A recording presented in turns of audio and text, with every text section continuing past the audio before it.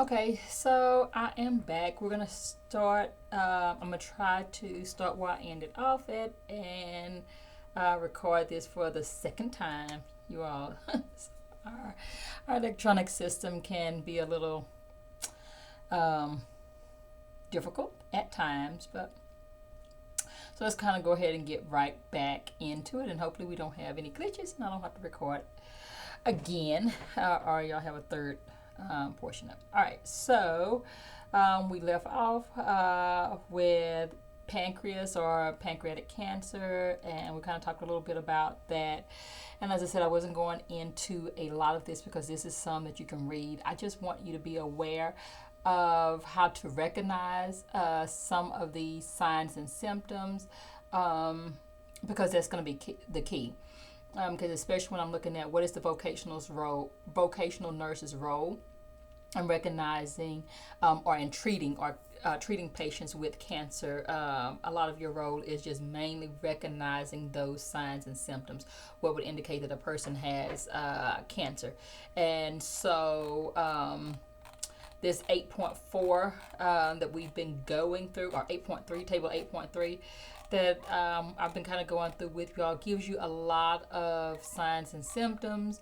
No, I do not expect you all to memorize all of these, but look at some of the abnormal things. A lot of it is just changes in shape, size, color, noticing things that are there that were not before. So noticing white patches in your mouth, on your tongues, or nodule, that's not normal to be there, but now all of a sudden noticing these things. So I want y'all to keep in mind, even though you're not memorizing all of these, because it's impossible for anybody to do that, it's gonna be these changes. Bleeding, so you've been off of your cycle. So for a woman that has went through menopause and she has not had a cycle in 5 years, and then all of a sudden she starts to begin bleeding again, let's see what's going on. Yes, there could be some other things, some trauma that could cause it, but at the same time, again, we don't sit up and try to diagnose. Our role is to, hey, I recognize these symptoms, let me get this into a physician, or let me encourage this individual to get into a physician, or let me report this to a physician. Okay.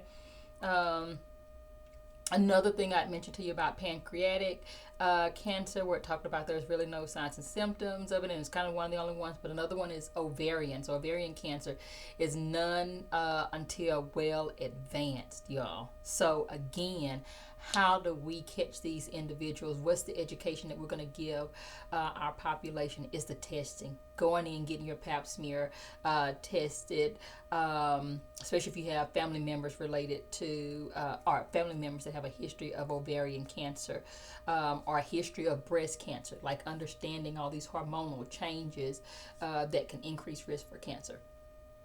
So knowing when, hey, let me go in and get checked, because that's the best way. Increased risk for HPV, or having, HPV noted during your your pap smears. Okay. Prostate. And that's another one. I kind of point that out because that's another one that you will see a lot, especially with our guys. And we've already talked about an increased risk for males to be diagnosed with cancer. So noticing these things, because sometimes, especially even with the prostate, the difficulty urinating, the difficulty or hesitancy, blood in the urine, need to urinate more frequently, pain in the lower back, pelvis, the upper thighs. These things sometimes individuals can relate to being something else. This is normal. All this is all a part of age, and there's nothing wrong with it. My father had it and he didn't have cancer. My brother had it and he didn't have cancer. So understanding that some individuals just, they feel like this is a natural response. And in all honesty, it could be. But hey, let's get checked out. It's always better to be safe than sorry. We keep in mind too, we always support an individual's right to choose. So even when they do come in and say maybe you kind of try to get them to come in for testing, they refuse. When they finally come in to get testing, they do have a diagnosis of cancer. It's not one of those I told you so moments. It's okay. Your therapeutic response is it's okay. Let's see what we can do to help you. Okay. What do you know about it? So that's where your way of educating them. What is your goals? What are your long-term goals with cancer? What would you like to happen? What resources do you need to assist you during this process? Okay.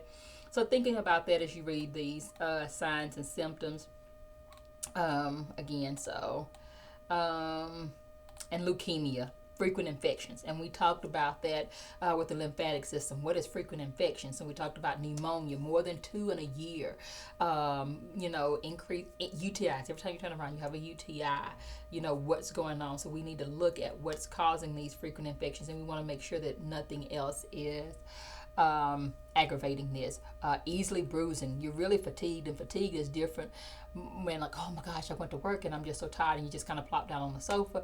No, it's just like, I can barely work. I'm really tired. I'm driving and I'm falling asleep at the wheel. I can't hold a conversation because I'm so tired. Y'all, this fatigue is just unlike any other. You can tell that it's just not natural.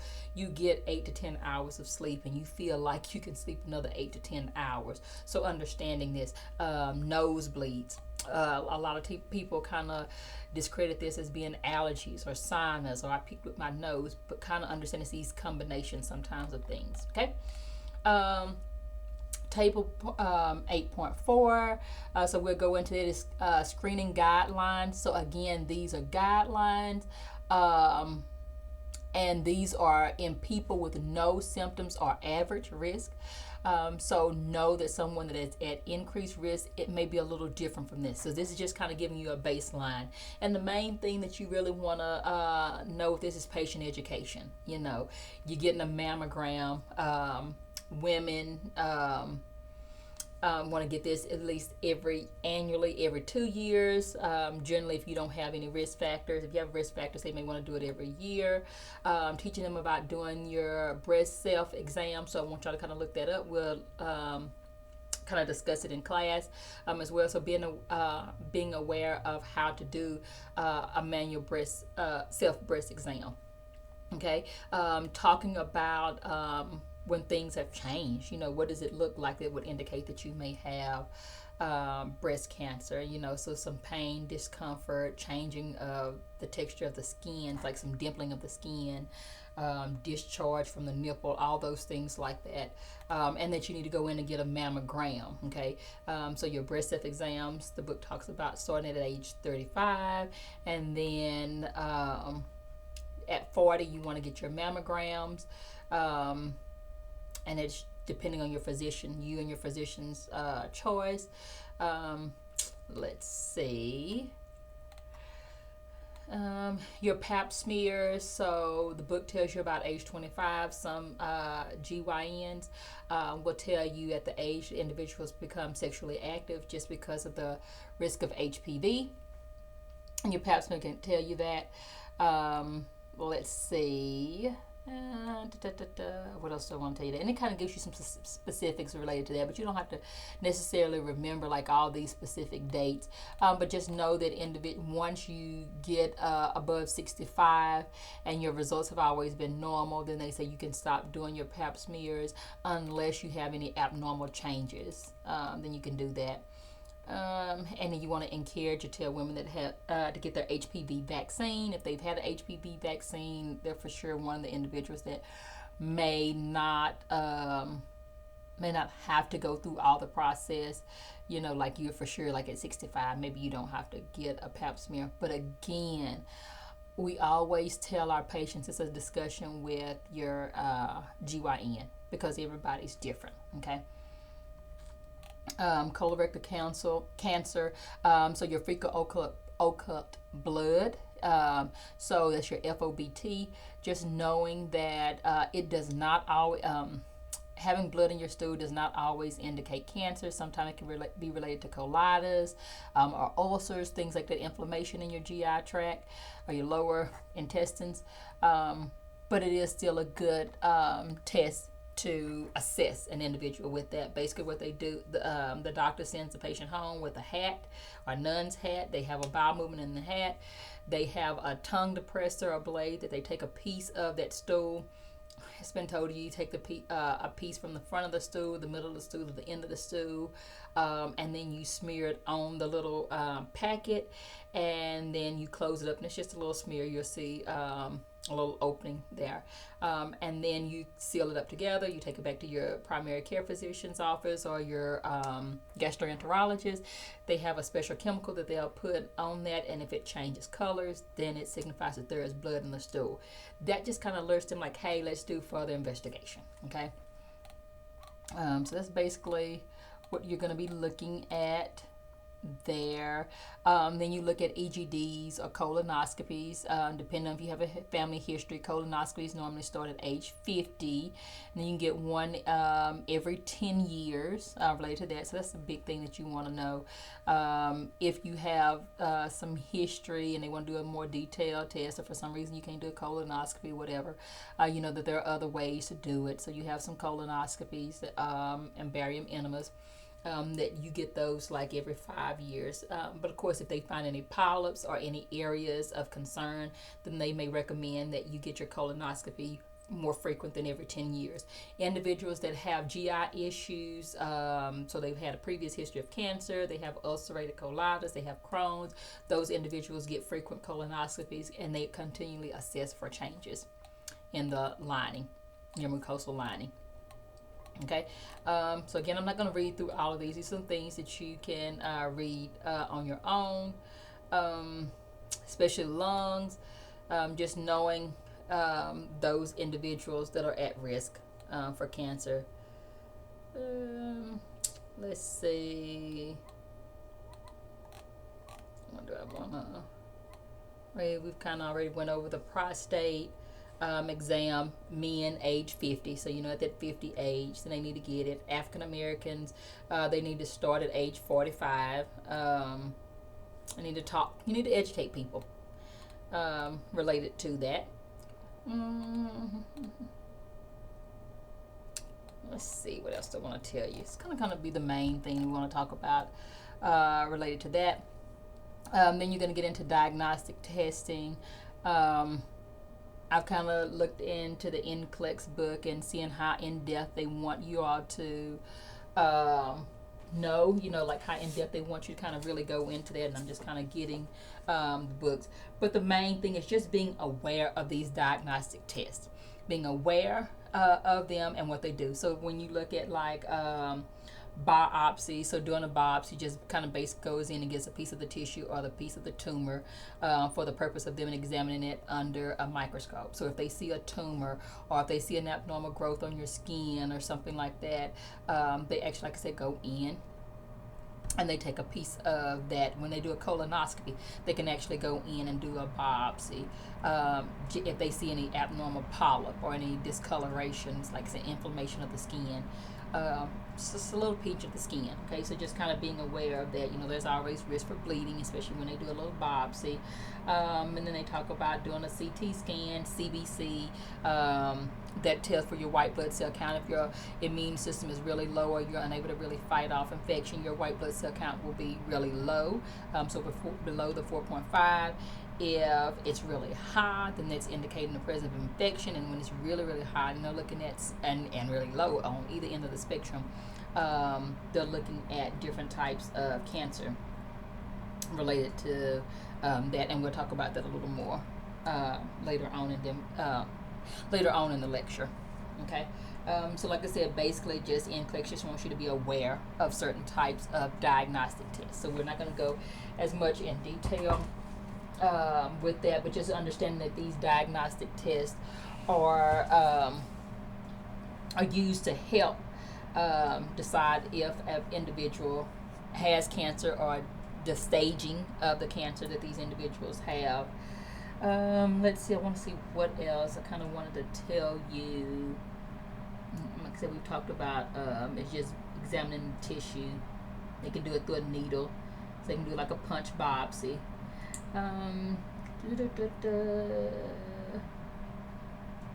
It's performed in an outpatient setting. Prepare the client for the diagnostic procedure in accordance with the primary care provider's instructions. So again, everybody's just maybe different, and make sure that the consent is signed. So that's basically kind of what NCLEX kind of wanted you to be aware of that. And let's see. I think that's going to kind of be it. So just kind of wanted to you to be aware of that, because we don't want you, since cancer is such a specialty, didn't want to go into a lot of details of some things that you just really didn't have to know. So I kind of looked at what NCLEX feels like they feel you should know. Mammograms, X-rays, or other types of studies that could be done. You generally, again, we talk about beginning at age 40. You get one done every 1 to 2 years, depending on your risk factors. You start at 35, again, depending on your risk factors related to that.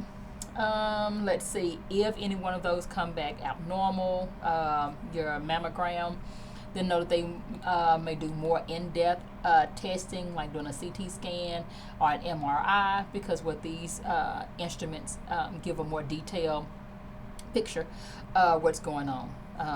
They're able to look at the tumor or the abnormal cell growth or the invasion, like how far it has invaded.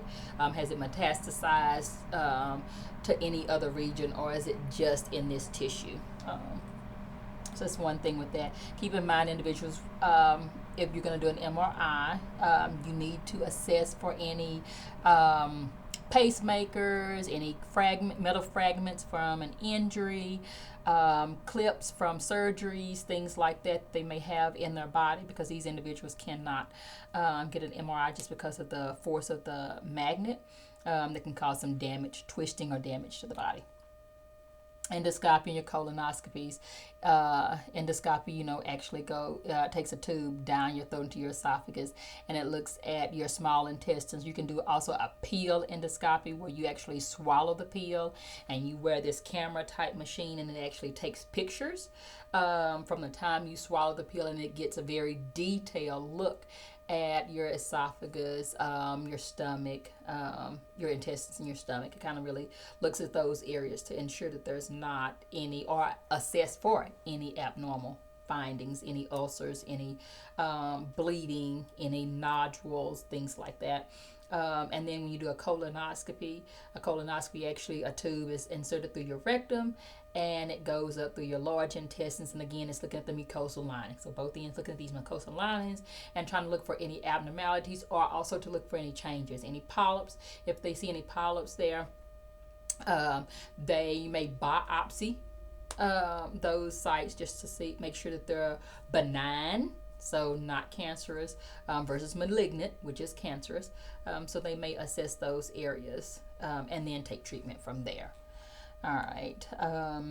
And with colonoscopies, generally the prep with that is you have to be on clear liquids for about 24 hours. You may take anywhere from 2 to 4 Biscadil tablets or 2 to 4 Senokot tablets.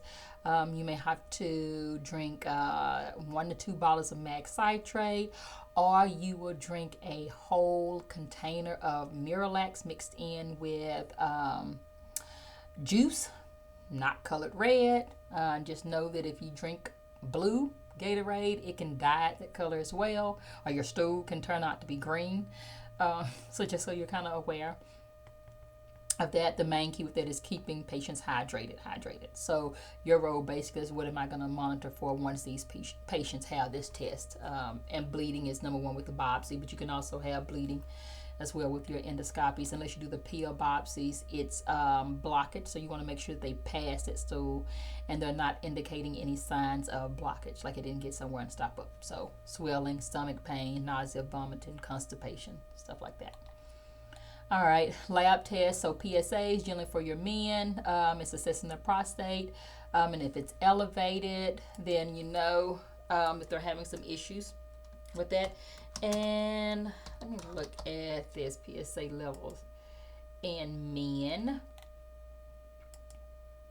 Just because I want to be aware of that, because I don't want to tell it to you off the top of my head. All right, so men age 60 and older, their PSA level should be below 4.0.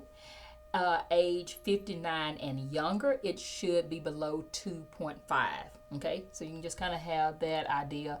An elevated PSA level can indicate infection. It could also indicate prostatitis, which is just some inflammation of the prostate. And then certain types of medications, especially testosterone replacement medication, can cause your PSA levels to be elevated. And then we go through special instructions, no sexual activity in the last 1 to 2 days, no riding a bicycle, which puts pressure on the peritoneum. Okay, so just a couple of things that you want to be aware of that. Um, let's see. And if your PSA level is elevated, then they want to look at maybe doing an MRI or a biopsy. Again, these tests are to assess or evaluate the area to see what is possibly going on, what's causing this rise. All right. And again, my computer has jumped. So let me get back to where I was. Give me just a second. I apologize to you all for having to go through this.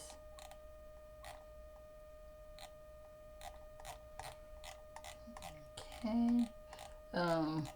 Keep in mind when we're dealing with cancer too, therapeutic communication, being very supportive, not judging our patients is vital in this process. Educating yourself. And if it's something that you don't know, don't be afraid to say, I don't know, but take the time to go and research this information.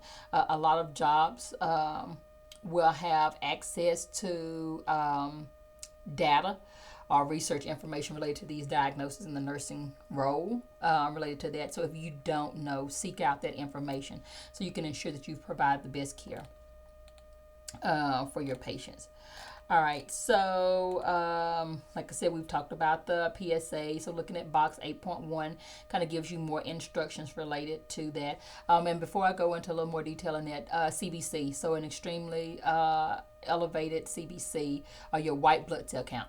Doing a CBC, your white blood cell count being elevated will kind of alert you to there's been an infection. And when I say really elevated, you're looking at someone, their white blood cell count may be 30, maybe 40, it may be 50, like it's extremely high. So you know that something is really wrong with these patients.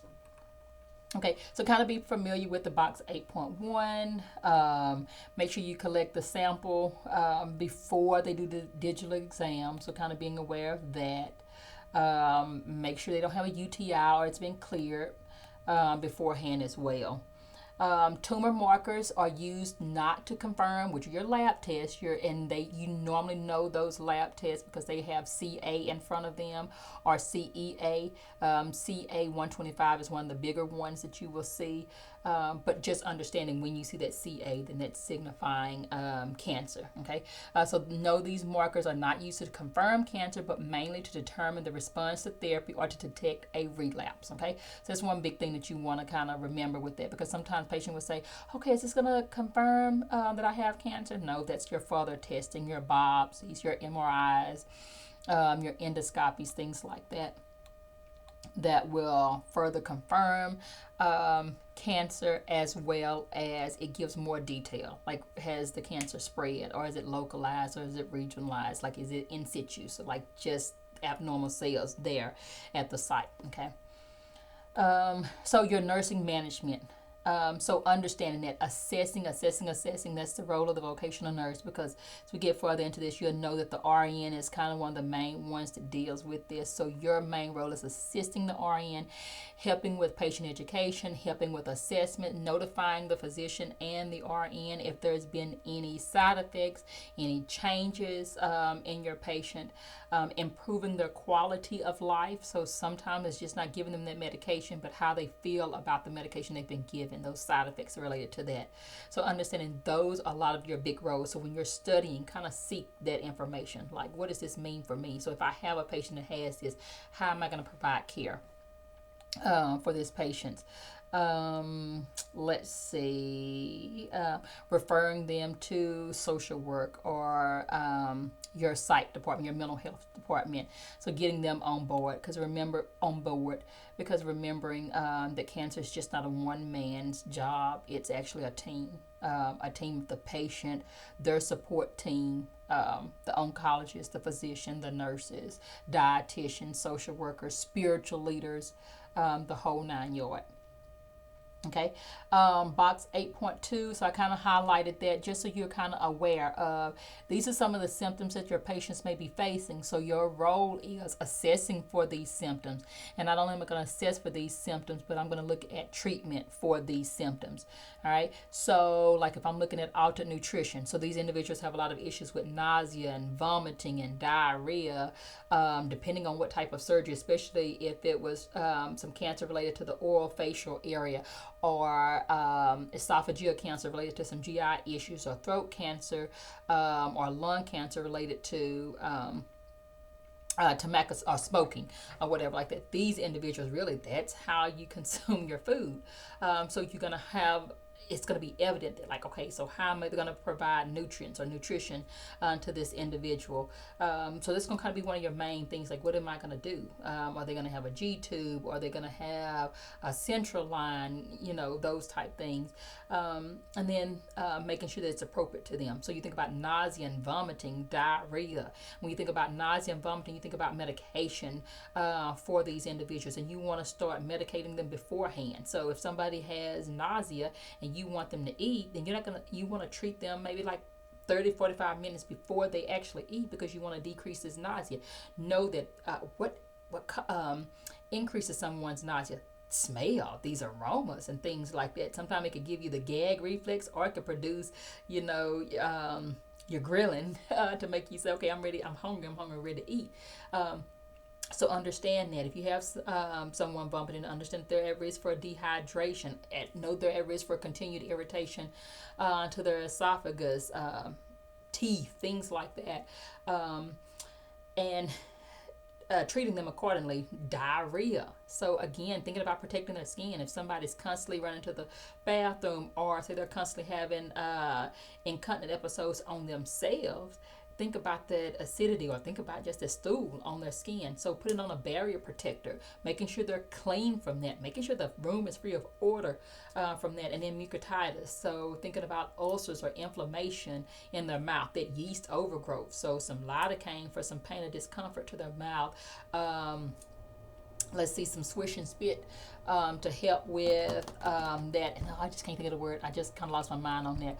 But it's antifungal medication to kind of help with that mucositis or some yeast there.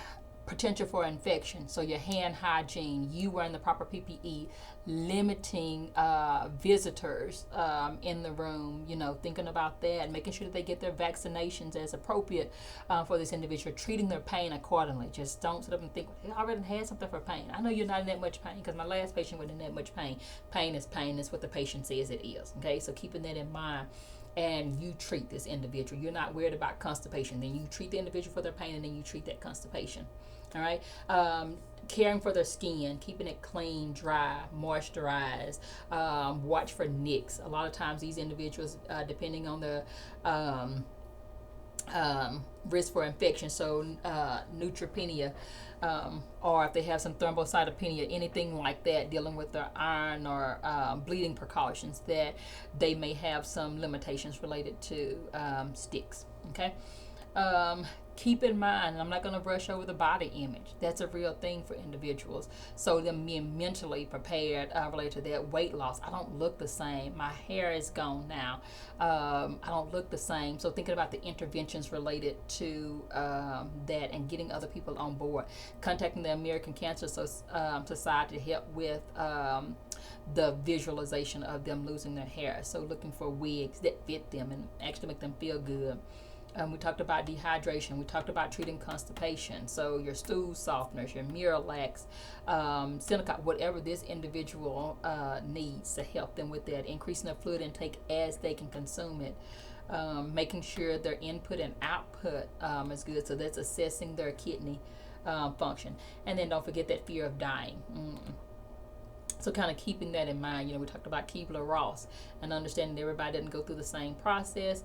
So just being aware of that, getting your spiritual team, getting your social workers involved, listening to the patient when they say that, and validating their feelings. So just kind of reading over this and being familiar with that Analyzing, again, just the main thing is you're just assessing this individual, assessing what they understand, assessing what the patient or the family understands. With that, know that you're going to be giving them a lot of information. So tell them again, if I hadn't already mentioned it, about being, bringing a tablet or a notebook, something to kind of write down this information, actually giving them handouts related to their diagnosis. So when they leave here, they have some reference material to go back to.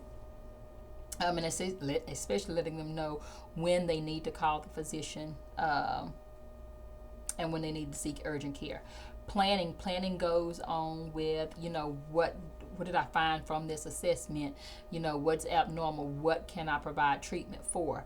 And again, it's just not one person's thing. It's a collaborative process. The patient, the family, the oncologist, the nurse. So it's the whole thing, the specialist, spiritual aspect of it as well. All right. So in your nursing care plan 8.1, I just kind of want you to read through and kind of be familiar with your nursing interventions, the reason why you're doing those, and evaluations is just like as important. When I do something, my nursing intervention, I'm monitoring their white blood cells, and their absolute neutrophil count, that's ANC. Those are two terms that you may see that's linked towards cancer or individuals that are receiving chemotherapy, just because these things may be decreased or increased. Okay, so decreased, remembering, is the inability to be able to fight off infection with that. And then when it's really high, it's signifying an infection. When their ANC is really low, then these individuals, they have certain precautions, neutropenic precautions. So the book talks about the WBC is less than 3,000, okay, and the granulocyte of less than 2,000. So just being aware of these things when you see that, and then you're assessing for temp. So elevated temperature, it kind of, if they don't have any other signs and symptoms of infection, you're going to kind of monitor them. Temperature of 100. Okay, let me monitor this individual. Let me go back and check this individual in an hour.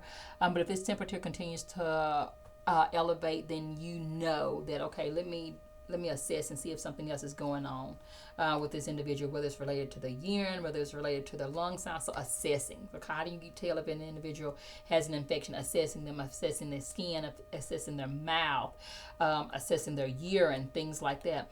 Make sure you keep good hygiene practices in. And so when you're doing these things, you're doing good oral mouth care around the clock. With these individuals, before meals, after meals, you're washing your hands. How do you know these things work? Because this individual is not getting as many infections as they possibly could. Okay, talking to them about how to prevent infections, watching their surroundings, don't get in a lot of crowds, and especially if someone is sick, don't be around them. Make sure you wear your mask, things like that. Use protective isolation, especially if someone's neutrophil count is less than 500. Then they are placed in a protective isolation because they are really prone to infection, and these infections can be life-threatening to the patient. Okay. So kind of think about that. And these are important things, because maybe the lab will call you and report these abnormal findings, but maybe the nurse they reported to didn't follow through, something happened, whatever.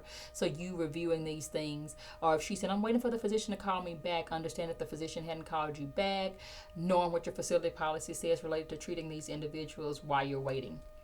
On your patients, good nutrition. So making sure these individuals eat. And when we say good nutrition, I'm not for sure if I've kind of mentioned this to you, since I'm having to record this for a second time. So I apologize, some things that I repeat, but it's still some things that you need to know.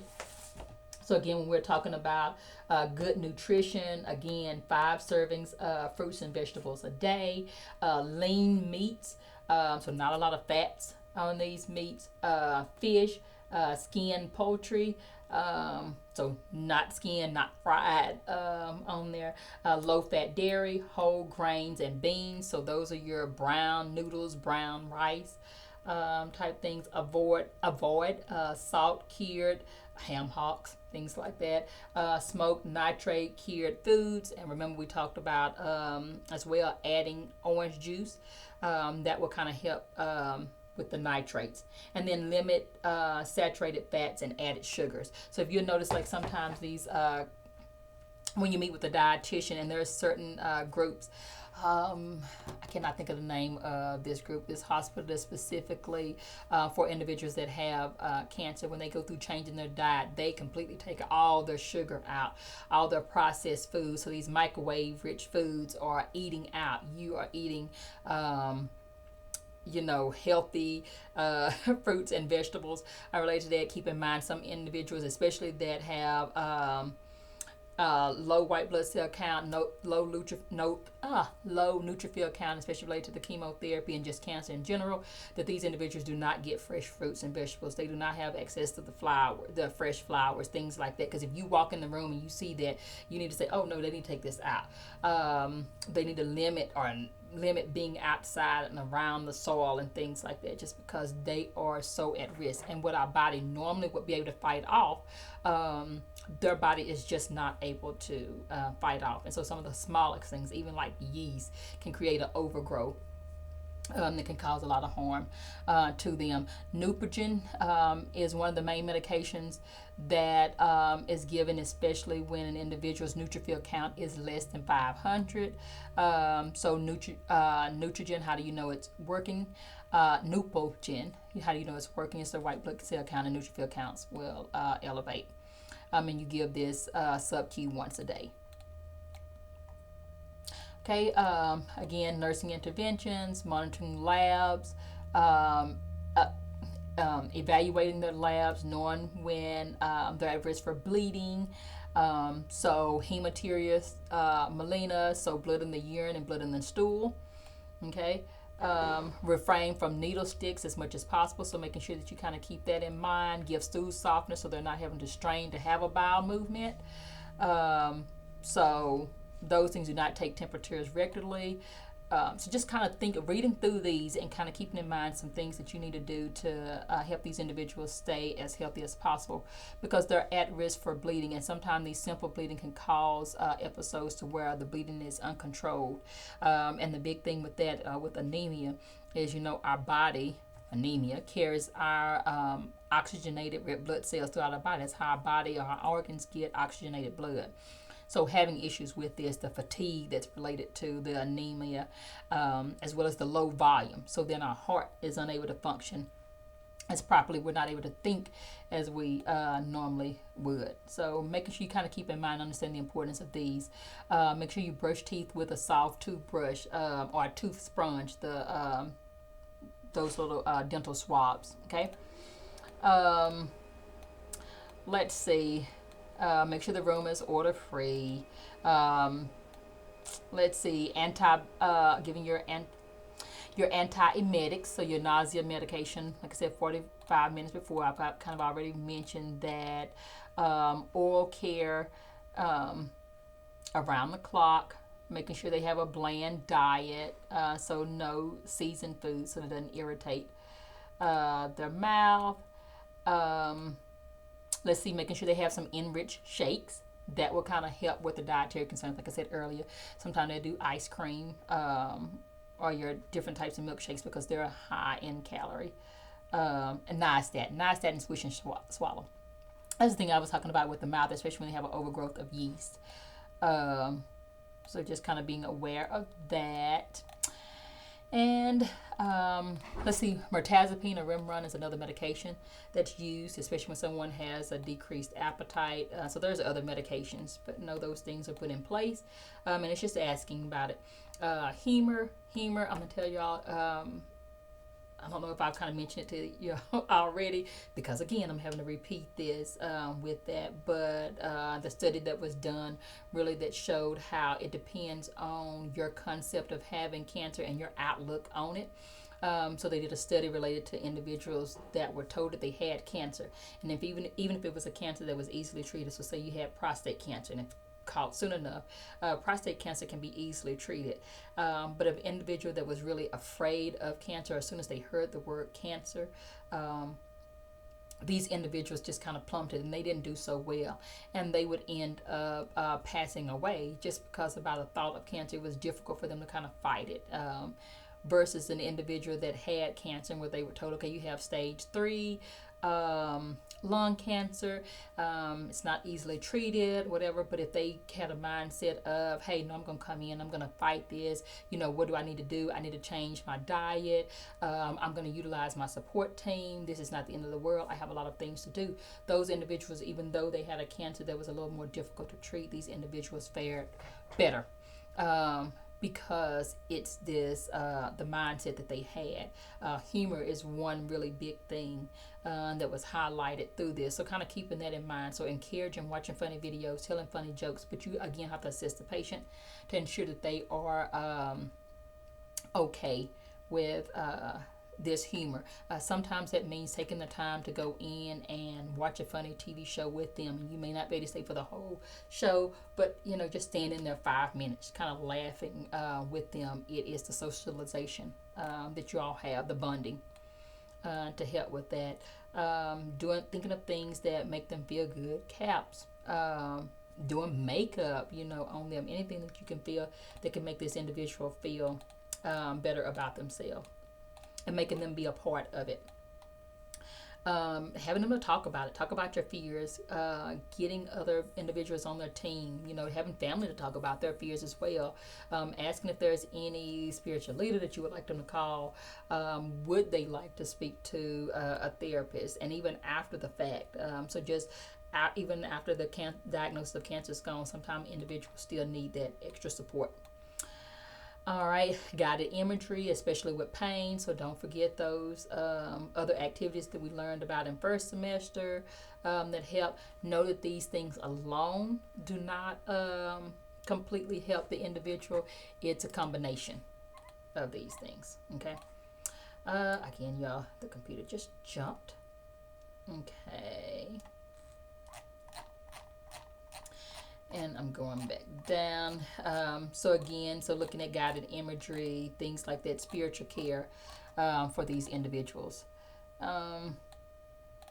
Getting their partner, their family involved. Their family is just as involved as they are, and they need to be educated just like your patients are. Understand that they have fears as well.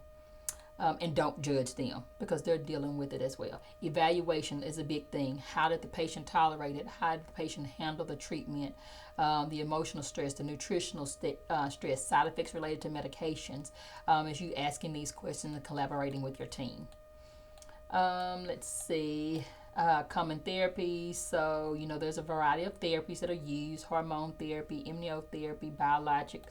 And so when you're educating patients, we generally say there's a lot of different ways, and it's going to be between you and your physician with that.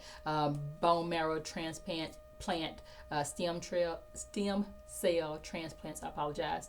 Bone marrow transplant, because that's where your white blood cells are made, and so when it's decreased, then your body's unable to fight, and so sometimes they have to boost your body's ability to be able to fight with that, and stem cells also help with that.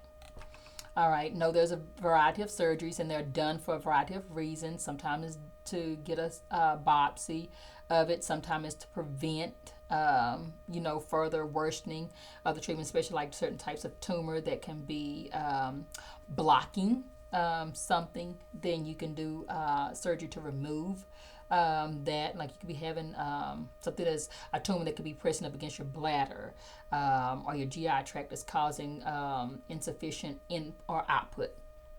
Okay, or same way with a tumor in your throat, say a goiter or something like that, and you're unable to actually swallow, then you can do a surgery to remove those things. Sometimes it could be done for palliation, so for relief. Sometimes it's like, hey, maybe we can't cure this cancer, but we can remove this to help with the mental, the imagery that you have related to that, or sometimes it's removed to decrease pain with that. Let's see. And sometimes it's at an attempt to cure. So we always say sometimes it's not always that. Sometimes we can't always get it, because we've already talked about too that once you open an individual up, sometimes that transfer between the gloves and things like that can spread the cancer. Let's see. And the book kind of highlights the tumors that are easily accessible. Some individuals are just not able to do it, because once they try to remove the tumor, it can put them at more harm than good. Okay. Sometimes some people go for more aggressive treatment, so where they get a lumpectomy or actually a radical mastectomy, actually removing the whole breast, um, along with the muscle in that area, and so monitor for any lymphedema related to that. So just kind of being aware. Radiation therapy. So the kind of the big thing that you want to pay attention to that is the irritation to the skin. Radiation therapy is used to control or kill malignant cells and to prevent tumor reoccurrence or to relieve some symptoms. So just kind of being aware of that. It can be used before surgery, with chemotherapy, afterwards. It's a variety of ways, and again, it depends on the type of surgery. Let's see. Know that a cell will not die until it attempts to divide and replicate itself. So just understanding that. Know that with radiation, there could be a lot of issues with the skin. So some redness or peeling of the skin. So making sure you provide care to their skin. It can have some long-term effects like pulmonary fibrosis. So you're looking for any shortness of breath, decreased oxygenation, things like that. So being aware of that and recognizing any of those signs and symptoms afterwards. And keep in mind, the main thing is just recognizing those changes.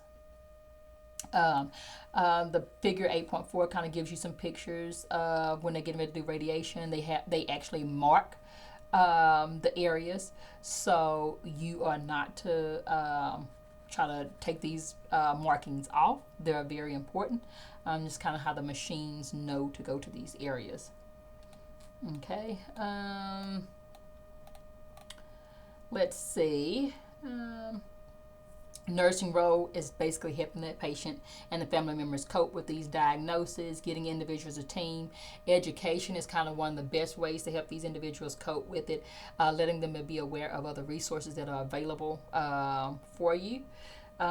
Teaching them that these are semi-permanent tattoos that are marked on your skin, so don't remove them. How to recognize signs and symptoms, giving them interventions related to those signs and symptoms.